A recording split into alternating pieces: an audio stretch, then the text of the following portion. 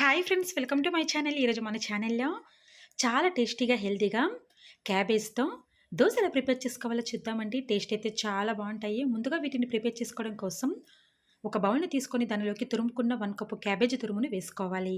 అలాగే తురుముకున్న 1 cup carrot తురుమును కూడా వేసుకొని, తర్వాత అందులోకి సన్నగా కట్ చేసుకున్న కొన్ని ఆనియన్స్, అలాగే కొంచెం కరివేపాకు, కొంచెం కొత్తిమీర,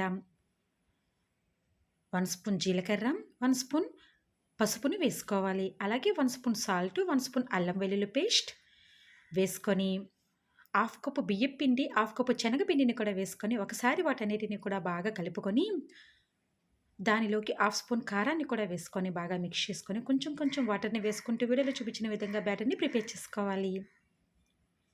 బ్యాటర్ ఈ విధంగా ప్రిపేర్ చేసుకున్న తర్వాత స్టవ్ ఆన్ చేసుకొని, స్టవ్ యొక్క ప్యాన్ పెట్టుకొని దానిపై కొంచెం కొంచెం ఆయిల్ అప్లై చేసుకుంటూ మనం ప్రిపేర్ చేసుకున్న బ్యాటర్‌ను గరిటెతో వీడియోలో చూపించిన విధంగా దోసల్లాగా వేసుకోవాలి.